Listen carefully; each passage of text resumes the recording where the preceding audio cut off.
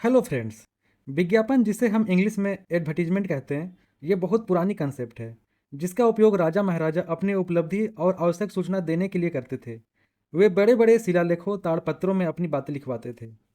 लेकिन 16वीं सेंचुरी में printing press के आने से एडवर्टीजमेंट में एक नई मोड़ आई। दुनिया में कैपिटलिज्म 400 साल और कम्युनिज्म 150 साल पुरानी है। उससे पहले पूरे दुनिया में डायनेस्टी सिस्टम चलती आ रही थी। डायनेस्टी सिस्टम में लिमिटेड बिजनेस थी और मार्केट भी लिमिटेड थी, और लगातार युद्ध की वजह से दुनिया में कहीं भी बिजनेस उतनी प्रोस्पर नहीं कर पाई जितनी आज कर रही है।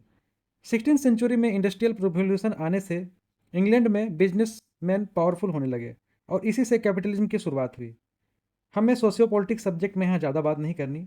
जब वर्ल्ड इकोनॉमिक ऑर्डर में मैं एक नया वीडियो बनाऊंगा, नया प्ले लिस्ट लेके आऊँगा, तब सारे कंट्री, उनके इकोनॉमी के बारे में हम डिटेल्स में चर्चा करेंगे। तो प्रिंटिंग प्रेस का इन्वेंशन और बिजनेस की ग्रोथ के लिए प्रोडक्ट का एडवर्टीजमेंट दोनों ज़रूरी था, और दोनों के आपस में मिलने से प्रिंटिंग प्रेस का डिमांड भी बढ़ा और बिजनेस के प्रोडक्ट्स भी काफ़ी तेज़ी से न्यू कस्टमर्स तक पहुँचे। प्रिंटिंग प्रेस के बाद रेडियो और टेलीविज़न ने एडवर्टीजमेंट के मेथड की दिशा बदल दी।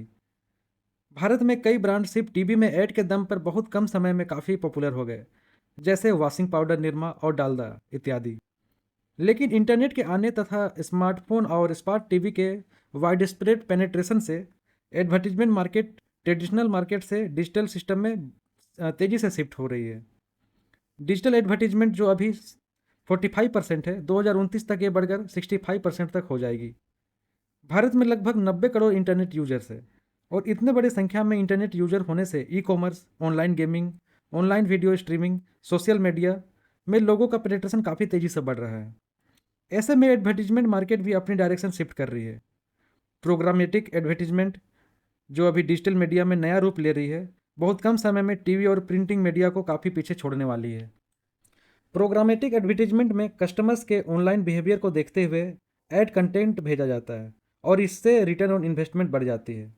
इंडिया में डिजिटल प्लेटफॉर्म एडवर्टीजमेंट के लिए प्राइमरी सोर्स बन गई है, और ये इंडिया के एडवर्टीजमेंट सेक्टर में काफ़ी तेज़ी से ग्रोथ ला सकती है।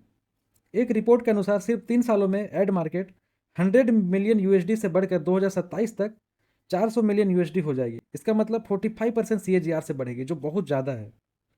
इंडिया में 2020 के मुकाबले 2023 में 9% ज़्यादा स्क्रीन टाइम देखा गया। आने वाले समय में 2030 तक एक्टिव स्क्रीन की संख्या 100 करोड़ से ज़्यादा हो जाएगी। जब इस एक्टिव स्क्रीन की संख्या इतनी बड़ी हो जाएगी तो इस सेक्टर के बिजनेस भी बहुत तेज़ी से बूम करेगी। तो इस सेक्टर में इंडिया की तरफ से एक ऐसी यूनिक कंपनी है जो इस अपॉर्चुनिटी का फ़ायदा उठा रही है, और ये अभी तक मल्टीबैगर रिटर्न भी दे चुकी है। तो आज हम एफएल इंडिया के बारे में fundamental trading point of view से डिटेल्स में बात करेंगे। एफएल इंडिया एक ग्लोबल कंपनी है जो कंज्यूमर इंटेलिजेंस प्लेटफॉर्म पे काम करती है।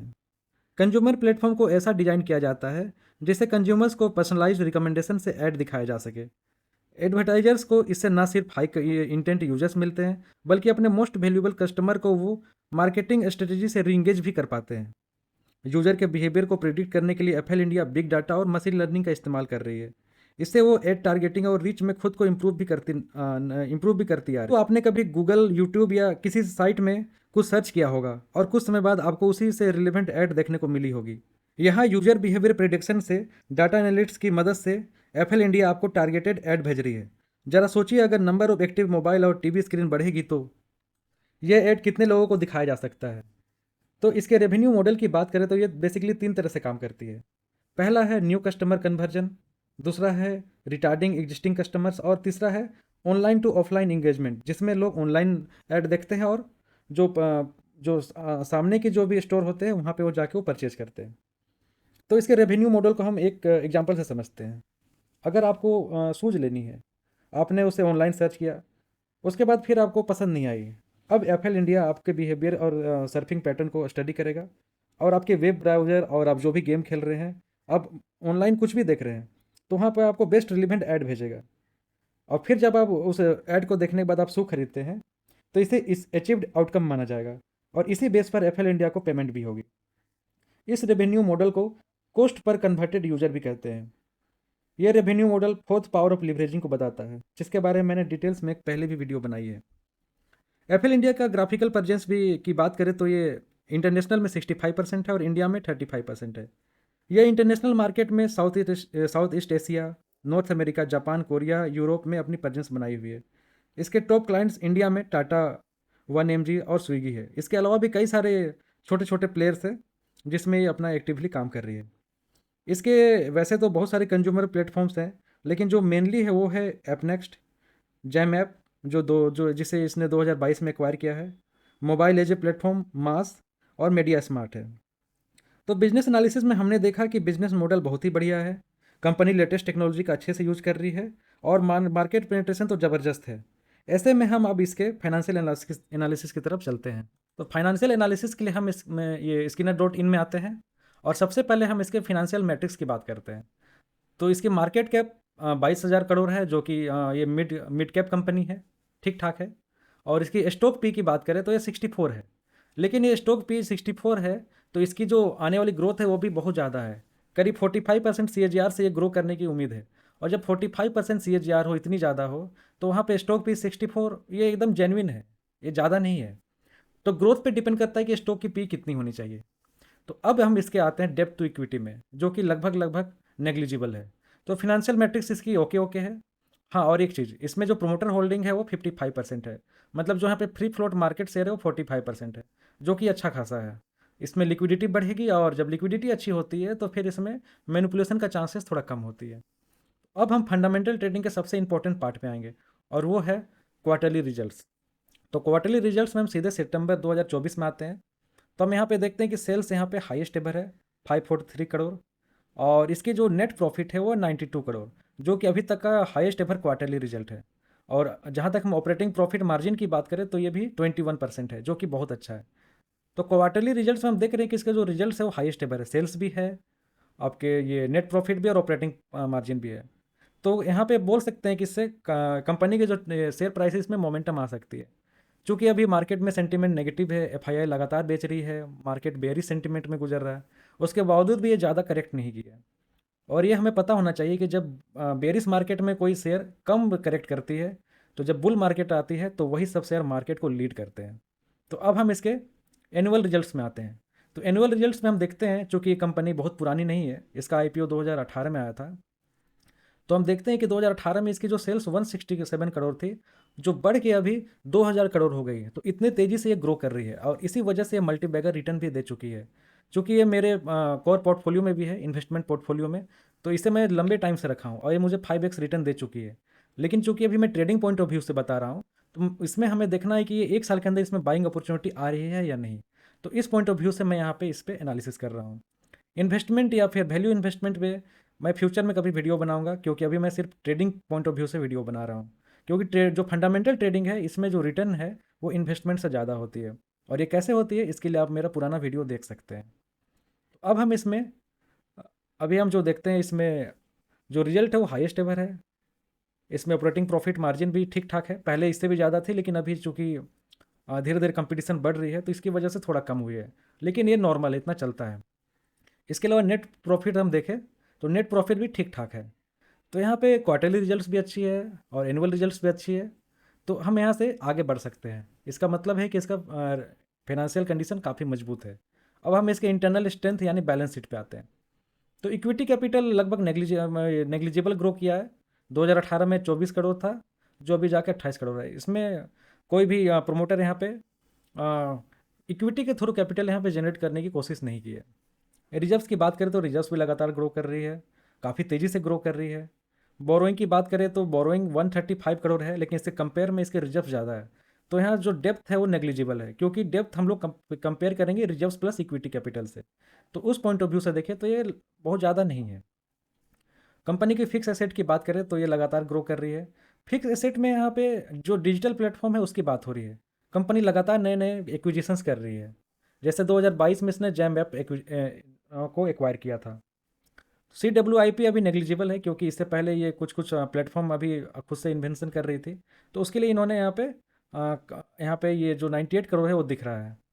तो यहाँ जो बैलेंस शीट है ये मोटा मोटी यहाँ पे काफ़ी अच्छी है, क्योंकि रिजर्व सुपर्ब है, बोरोइंग भी नेग्लिजिबल है और फिक्स एसेट भी लगातार बढ़ रही है। तो बैलेंस शीट अच्छा होने के बाद हम सीधे इससे कैश फ्लो में आते हैं।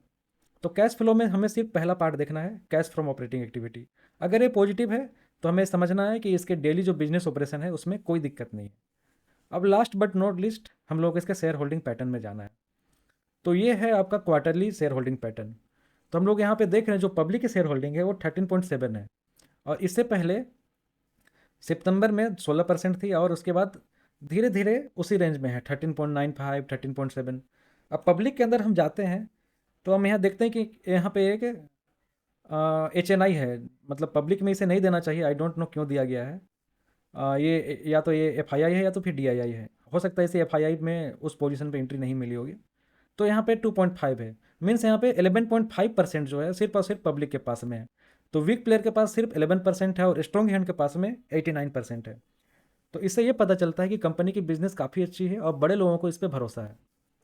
तो फाइनेंशियल एनालिसिस में हमने देखा कि सारी चीज़ें अच्छी है, फिनेंशियल मैट्रिक्स अच्छी है, क्वार्टरली रिजल्ट सुपर्ब है, एनुअल रिजल्ट्स भी अच्छे हैं, बैलेंस शीट भी अच्छी है, कैश फ्लो भी अच्छा है, और शेयर होल्डिंग पैटर्न में भी दिख रहा है कि बड़े लोगों के पास ज़्यादा शेयर है। तो इससे हम समझ सकते हैं कि फिनेंशियल इसके ये कंडीशन बहुत अच्छी है। अब हम इसके फाइनल पॉइंट में जाते हैं, क्योंकि रिजल्ट्स अच्छा होने से ज़रूरी नहीं है कि हम उस स्टॉक में बाय करें। उसके लिए हमें एंट्री पॉइंट ढूंढनी है, और एंट्री पॉइंट हमें टेक्निकल चार्ट एनालिसिस से मिलेगी। तो अब हम इसमें tradingview.com में आते हैं, और ये ऑल टाइम का इसका चार्ट है। तो इसमें बेसिकली मैंने इसे पूरा फिट करके दिखाया है यहाँ पे। तो अब हम इसे जूम करके देखते हैं कि इसमें कौन सा पैटर्न बन रहा है। तो मैं यहाँ पे पहले ये बता दूँ कि कंपनी की जब से IPO आई थी उसके बाद से लगातार ग्रो कर रही है। 2020 में करेक्ट हुई थी, उसके बाद फिर से इसने नया हाई बनाया और नया हाई लगातार बनाया। 2022 के बाद जब ग्लोबल मार्केट में स्लो डाउन आई, रसिया यूक्रेन वार हुई, तो वहाँ से ये करेक्ट किया है, और लगभग लगभग अभी 3 साल होने जा रहा है ये अपने कंसोलिडेशन फेज में है। तो जब लंबा टाइम पे कोई कंपनी कंसोलिडेट करती है तो उसमें ब्रेकआउट की चांसेस बढ़ जाती है। तो हम लोग यहाँ पे वही देखेंगे। तो यहाँ पे मुझे कव विथ हैंडल का पैटर्न दिख रहा है, इसे हम जूम करेंगे। और जब भी हम इसमें लाइन ड्रॉ करते हैं वो स्ट्रेट लाइन होनी चाहिए, हम कभी भी इंक्लाइन ब्रेकआउट के लिए हम जूम जूम नहीं करेंगे, क्योंकि जो ऑपरेटर होते हैं वो जनरली पैरेलल लाइन का यूज करते हैं। बहुत सारे लोग ऐसे इंक्लाइन लाइन का भी यूज करते हैं, लेकिन हम लोग सिर्फ और सिर्फ पैरेलल लाइन का यूज करेंगे।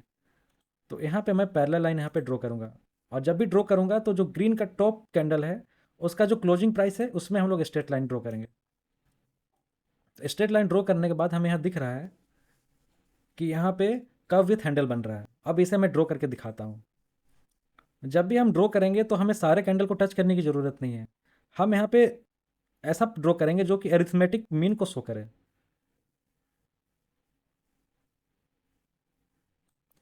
तो ये हुआ इसका कप, और इसके बाद हम लोग इसका हैंडल बनाएंगे। चूंकि हैंडल यहाँ अपसाइड डाउन है, तो आजकल जो जितने भी पैटर्न बन रहे हैं वो नीचे करेक्ट नहीं करते, वो फॉल्स ब्रेकआउट मारते हैं और उसके बाद में फिर नीचे आते हैं और फिर रिटेस्ट करके फिर ऊपर जाते हैं।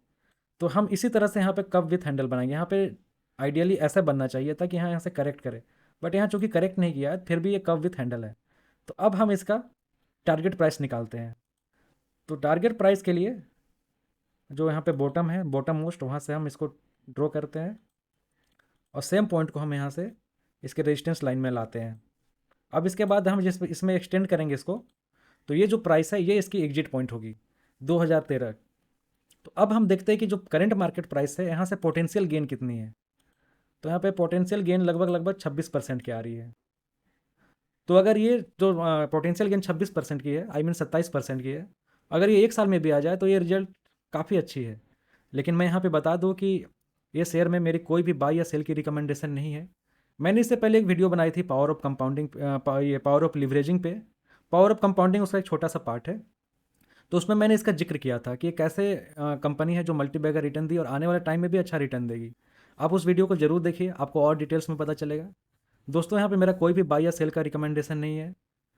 अगर वीडियो पसंद आई है तो आप इसे लाइक करें, शेयर करें, और अगर कोई भी मुझसे अगर कुछ गलती हुई है, कुछ लूपहोल हुई है, मुझे इम्प्रूव करने का अगर कोई स्कोप है तो वो भी आप मुझे कमेंट बॉक्स में बताएं। Thank you.